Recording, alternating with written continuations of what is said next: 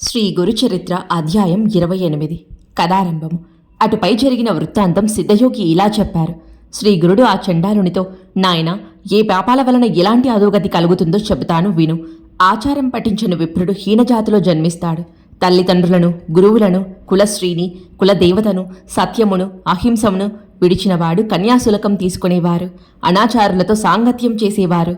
తల్లిదండ్రులను, బిడ్డలను, ఆవును, దూడను విడదీసిన వారు, భగవంతునికి అర్పించకుండా ఆహారం తీసుకునేవారు, అతిథులను సేవించనివారు, సద్బ్రాహ్మణులను దూషించి అయోగ్యులను గౌరవించేవారు, ఇతరుల భూమిని అపహరించిన వారు, తమ గురువును, యజమానులను ద్వేషించేవారు, నమ్మక ద్రోహం చేసినవారు, గంగాది తీర్థాలను నిందించేవారు, శ్రాద్ధాది కర్మలు చేయనివారు, శాస్త్రం తెలియకుండానే వైద్యం చేసేవారు, శుద్ధమైన వేద మార్గం విడిచి మంత్ర ప్రయోగం చేసేవారు, గురువంటే మానవుడేనని చెప్పి వారి తప్పులెంచేవారు, గురునింద విని సంతోషించేవారు, శివకేశవులు వేరన్న భేద బుద్ధితో దేవతలను నిందించేవారు, స్వధర్మం విడిచి పరధర్మం చేపట్టేవారు, అర్హత లేని వారి నుండి మంత్రోపదేశం పొందినవారు, వీరికి చండాల జన్మ వస్తుంది.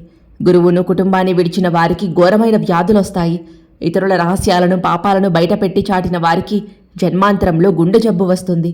గర్భస్రావం చేయించుకున్న స్త్రీ మరుజన్మలో గుడ్రాలవుతుంది. లేకుంటే ఆమెకు పుట్టిన బిడ్డలందరూ చనిపోతూ ఉంటారు. ధర్మశాస్త్రము, పురాణము వినని వారికి గుడ్డితనము, చెవుడు వస్తాయి.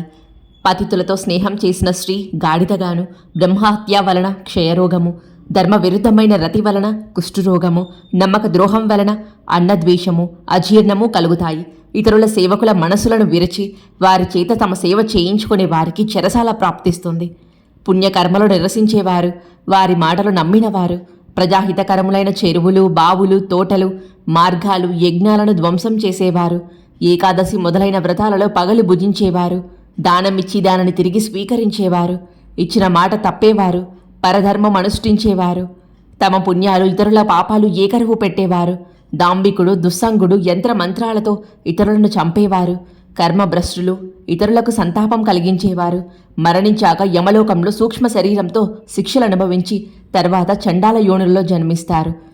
నామధారకుడు, స్వామి, నాకొక సందేహం ఉన్నది, కానీ కథ అంతరాయమని అడగడానికి సందేహిస్తున్నాను అన్నాడు. సిద్ధుడు, నీవు అడగడం వలన కలిగే అంతరాయం కంటే మనసులోని సందేహం వలన నీ శ్రద్ధ చలించే ప్రమాదమే ఎక్కువ, కనుక నీ సందేహ నివృత్తి చేసుకునడమే శ్రేష్టం అన్నారు. అప్పుడు నామధారకుడు, స్వామి, మరణం తర్వాత పూర్వకర్మ ఫలాన్ని యమలోకంలో ఒకసారి అనుభవించాక మరుజన్మలో చండాల యోనిలో జన్మించి మరొకసారి అనుభవించడం సమంజసమా అన్నాడు.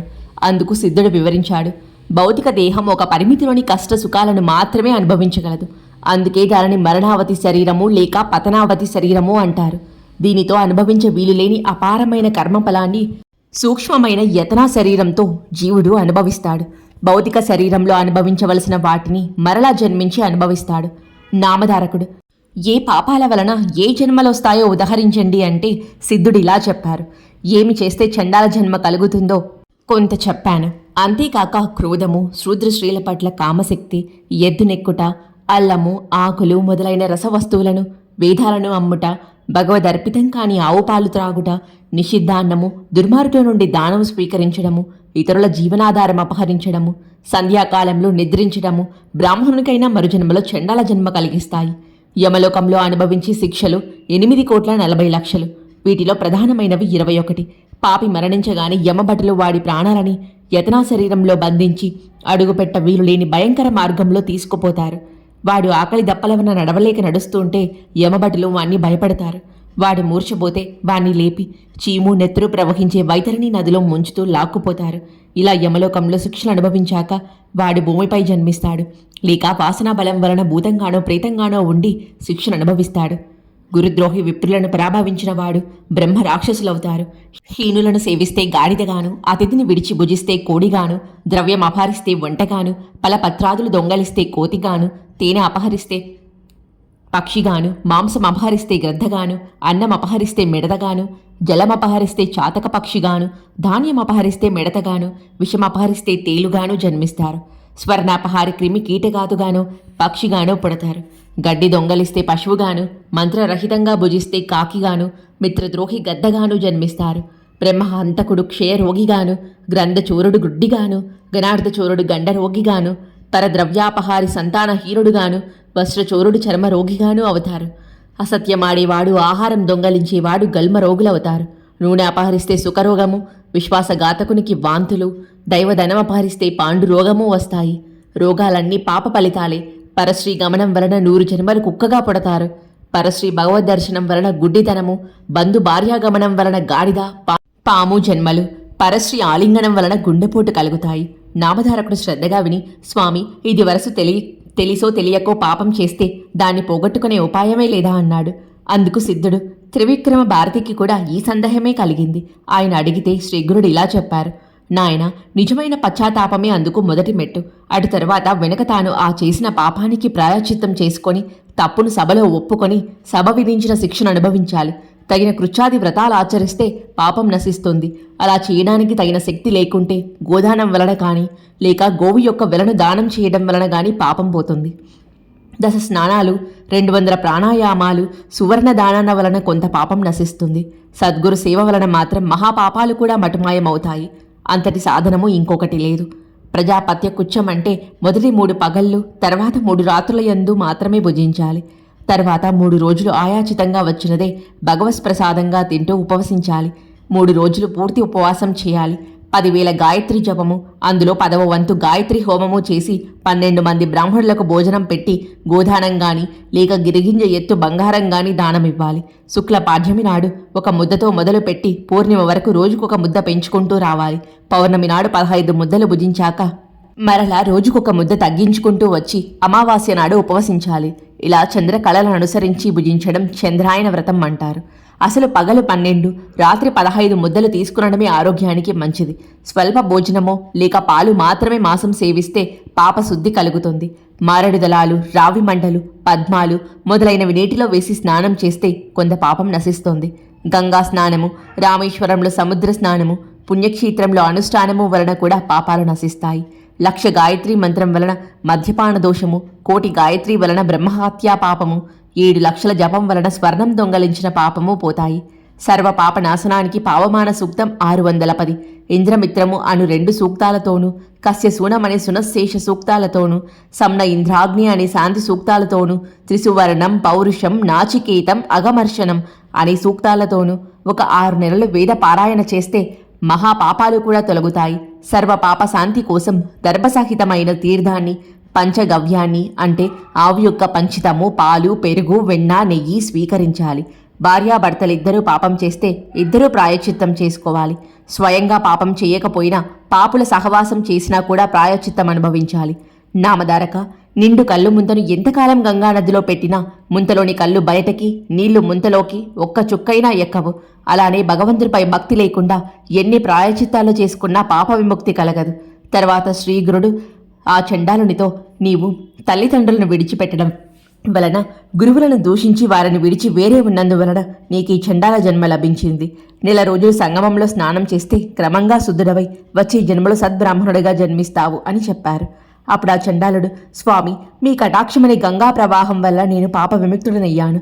మానస సరోవరంలో మునిగిన కాకి హంసగా మారినట్లు, పరశు వీధిని తాకిన ఇనుము బంగారమైనట్లు మీ దర్శనం వలన పవిత్రమైన నాకు ఇవన్నీ ఎందుకు? నాకు జ్ఞానం కలిగేలా మీరు అభిమంత్రించి నన్ను విప్రులో చేర్చండి అని వేడుకున్నాడు.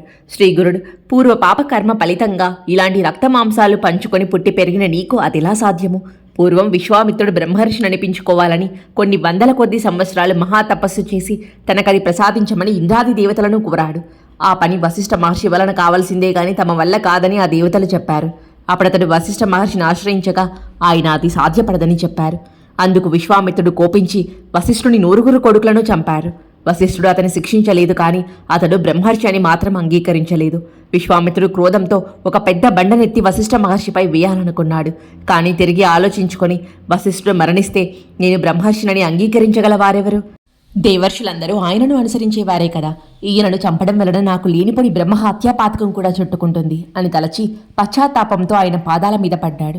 అప్పుడు ఆ బ్రహ్మర్షి, నాయన, ముందు నువ్వు సూర్యకిరణాలతో నీ శరీరాన్ని తప్పింపజేసుకొని కొత్త శరీరం చూపు అన్నాడు.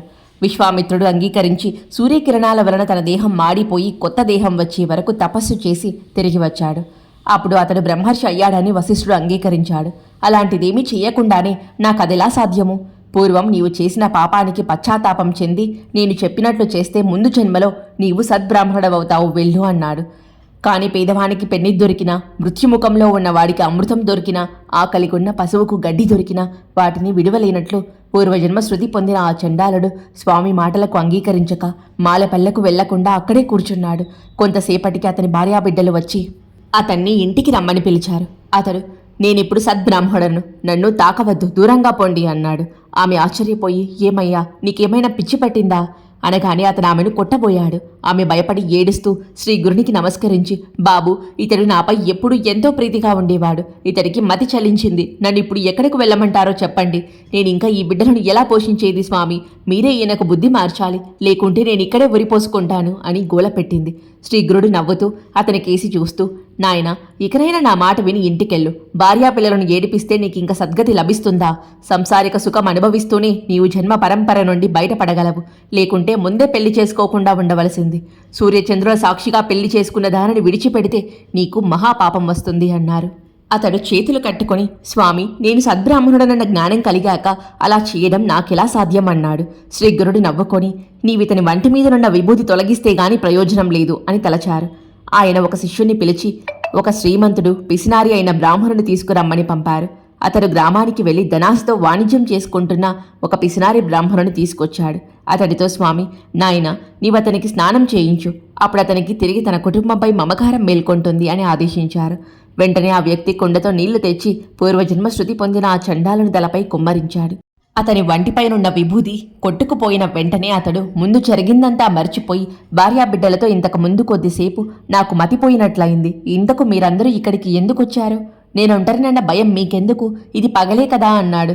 వారు జరిగిందంతా చెప్పారు. అతడు వారితో కలిసి ఇంటికెళ్ళిపోయాడు.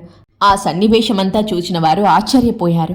అదంతా చూసి విస్తుపోయిన త్రివిక్రమ భారతి, స్వామి, మీరు అతనికి ప్రసాదించిన జ్ఞానం క్షణంలో ఎలా పోయింది అని అడిగారు. శ్రీ గురుడు నవ్వి, అతనికి ఆ భస్మం వలన జ్ఞానం కలిగింది. అది కడిగి వేయగానే తొలగిపోయింది. భస్మ మహిమ అలాంటిది కాబట్టే శివుడు దానిని ధరిస్తాడు. దానికి తోడు ఆ భస్మానికి మహాత్ముల స్పర్శ ఉంటే మరింత ప్రభావితమై బ్రహ్మ జ్ఞానాన్ని కూడా ప్రసాదించగలదు అన్నారు. అప్పుడు త్రివిక్రమ భారతి భస్మ మహిమ గురించి వివరించవలసిందిగా శ్రీ గురుణ్ణి ప్రార్థించాడు. శ్రీ దత్తాయ గురువే నమః. శ్రీ శ్రీపాద శ్రీవల్లభాయ నమః. శ్రీ నృసింహ సరస్వత్యై నమః.